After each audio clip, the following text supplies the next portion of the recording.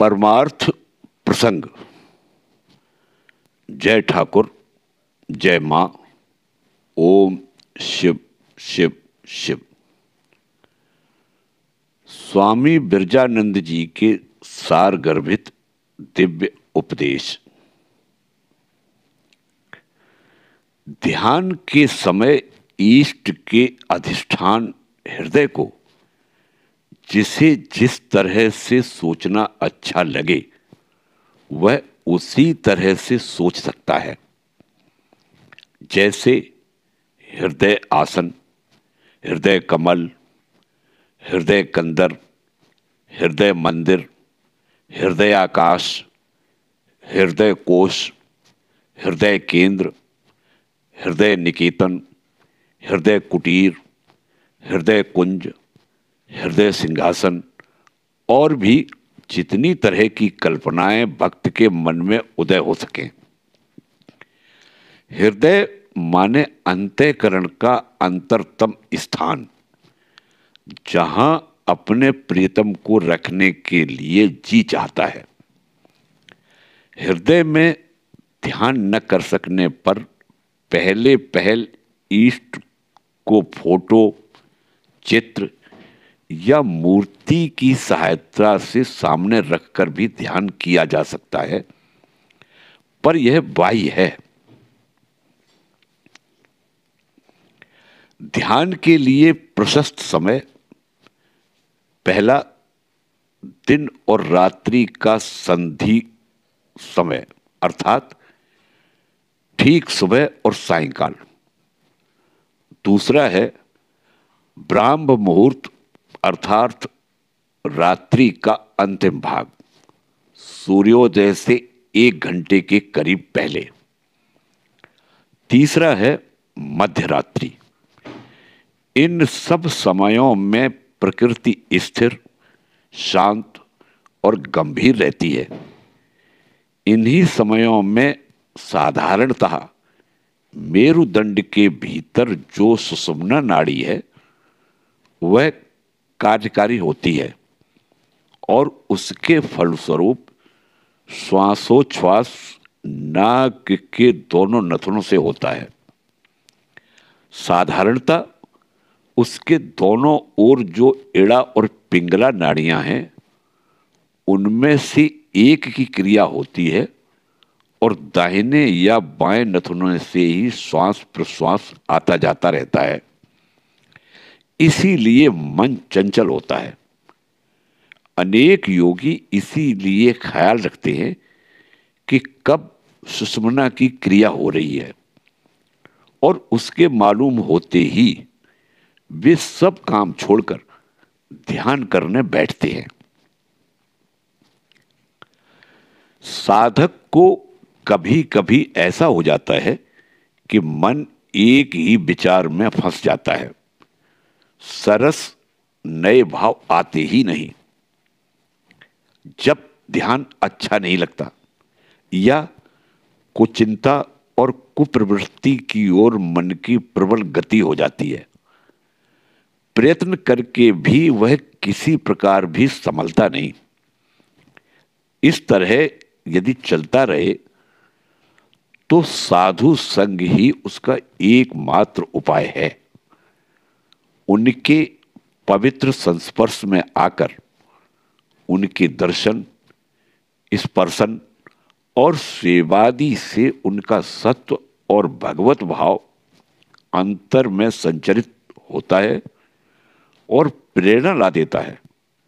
मन का मैल कट जाता है और नए उत्साह से आगे बढ़ना संभव हो जाता है। साधु संग का उपाय न हो तो सत शास्त्र पाठ, सत आलोचना, व्याकुल अंतःकरण से ईश्वर के पास प्रार्थना, अच्छा लगे या न लगे उनका नाम जप मैं करता ही जाऊंगा, ऐसा दृढ़ संकल्प और जोर मन में लाना चाहिए। तब देखोगे भूत भाग जाएगा, मन की घोर तमो निशा कट जाएगी। मन को सब समय ही किसी न किसी काम में लगाए रखो, कभी भी बेकार न बैठने दो। उसे खाली छोड़ते ही वह बदमाशी करेगा और तुम्हें संतप्त करेगा। जब मन बिल्कुल ही खराब हो जाए या किसी प्रलोभन और मानसिक उत्तेजना को प्रयत्न करके भी हटाने में तुम असमर्थ होते हो, ऐसा मालूम पड़े, तब उस जगह ही से हट जाओ।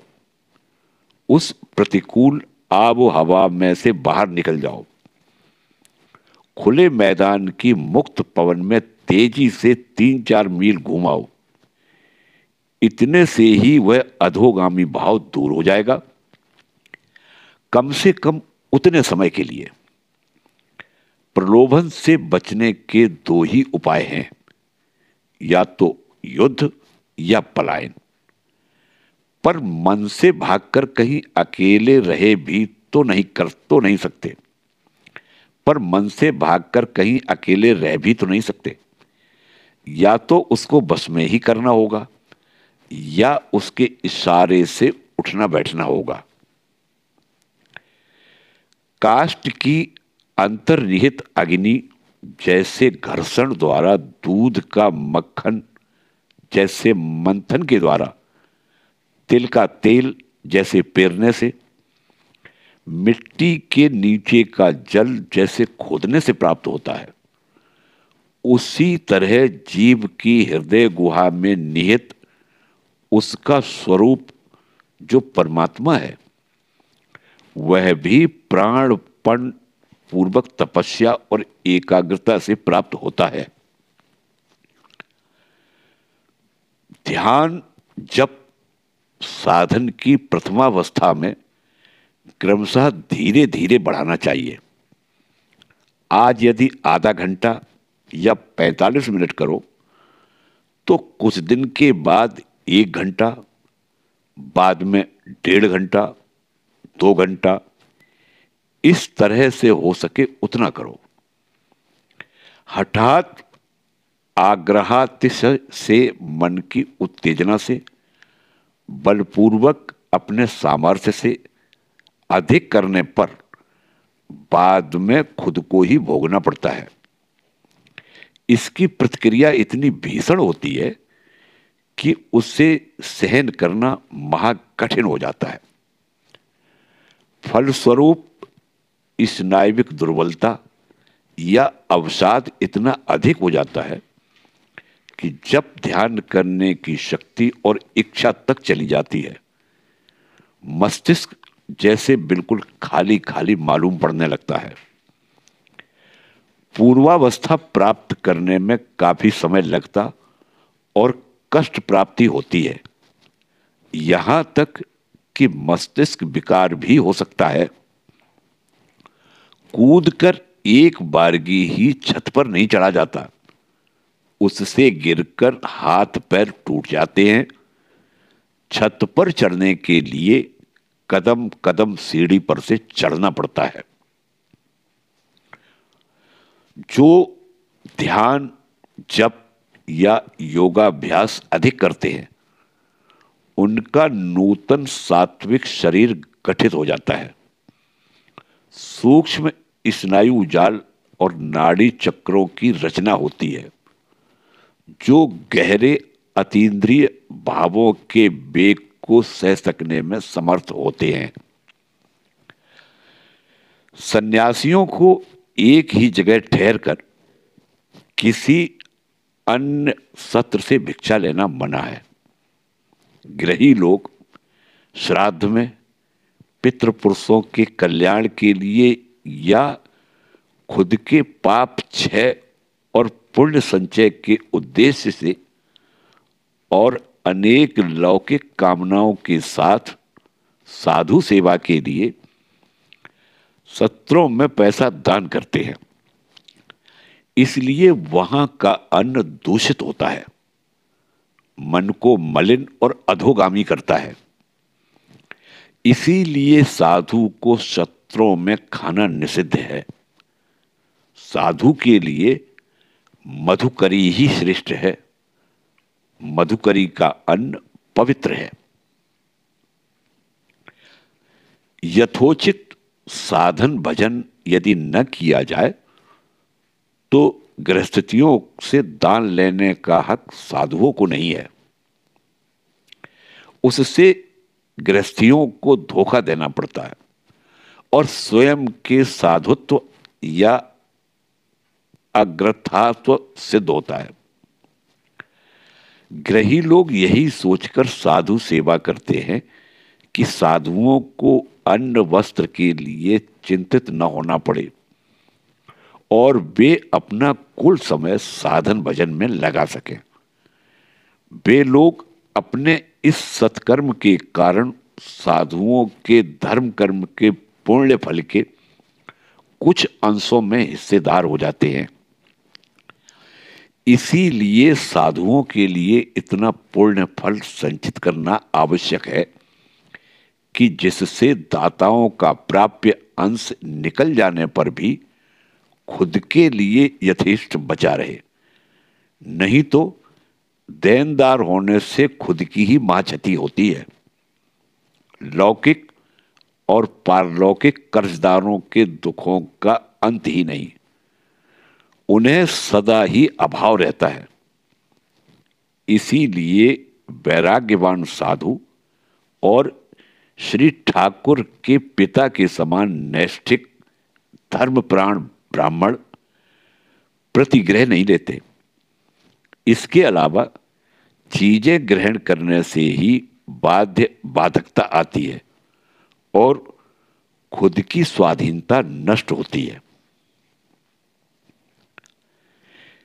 इसी जीवन में ईश्वर को प्राप्त करने के लिए लोग बाप, मां और परिवार के लोगों के प्रति अपने कर्तव्य और उत्तरदायित्व को हटाकर संसार त्याग करके ब्रह्मचारी और सन्यासी होते हैं।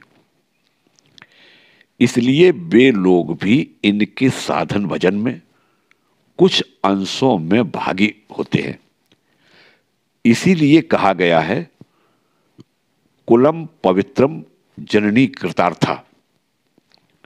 उसी से संतान का पितृमात्र ऋण शोधन होता है। परंतु मां बाप को रुलाकर सन्यासी यदि आदर्श से विच्युत हो, अकार्य या वृथा कार्य में अपने दिन बिताए तो उनके अश्रु जल से उसकी सारी सुकृति डूब जाती है। उसका प्रायश्चित होता है संसार में लौट जाना और उसी आश्रम का धर्म पालन करना। ईश्वर प्राप्ति से ही बालक गोपाल के दुग्ध पात्र के समान स्वयं का परमार्थ भंडार अक्षय हो जाता है। उससे कोई कितना ही ले, किसी को कितना ही क्यों न देते रहो, वह सदा पूर्ण रहता है, कम ज्यादा नहीं होता। यह किस्सा जानते हो तो एक दुखनी ब्राह्मणी के छोटे से लड़के गोपाल को रोज एक जंगल में से होकर अकेले पाठशाला में जाना पड़ता था। उसे बड़ा डर लगता था। इसीलिए मां से कहने पर मां ने कहा, क्यों बेटा, डर की बात क्या है?